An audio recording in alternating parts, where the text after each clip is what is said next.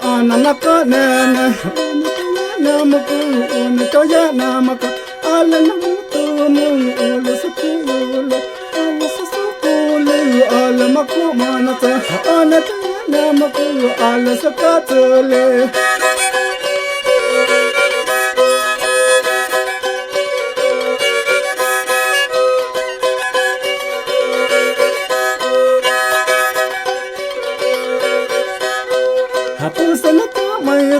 pusana ta mayata ala yala yo ke wala ku ge mang ke wala ku ya mata ala yo avota ala khli yale ala maku mone ana la yada nana mate ku ala yo ota ta ala yo ta mana he ba ala khli ya pa ala khli yale ta ala ne tu ala manti ne ka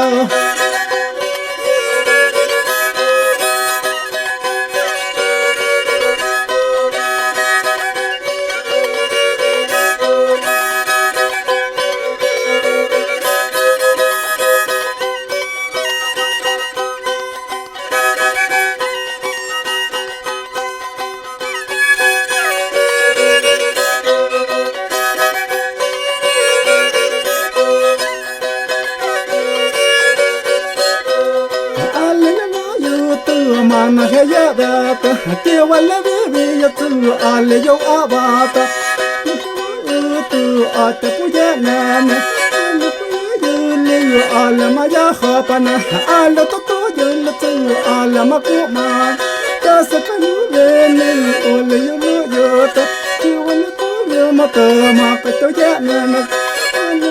yo le yo ala ma ku ma na sa ka lu tu asa ku ya ala namuto ma ala tamuto le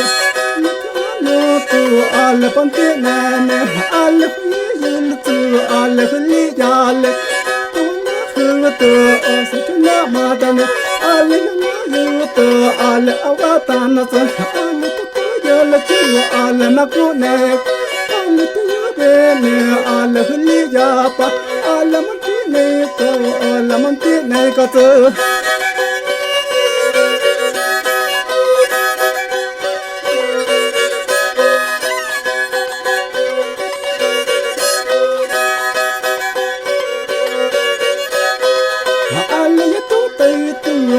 ta ya bang ta tu kan ya tu ne ke sa ta ho tu san ta mai tu ala ta mu tu le ala ni yu ala ma ku mana tu sa ta mai tu ala tu tu ya la ta ala mun ti ne tu ala man ti ne ka tu o sa ke ma mu ta ne o sa ke na se ya ne ala ya tu ta ya ta o ka ta ya na tu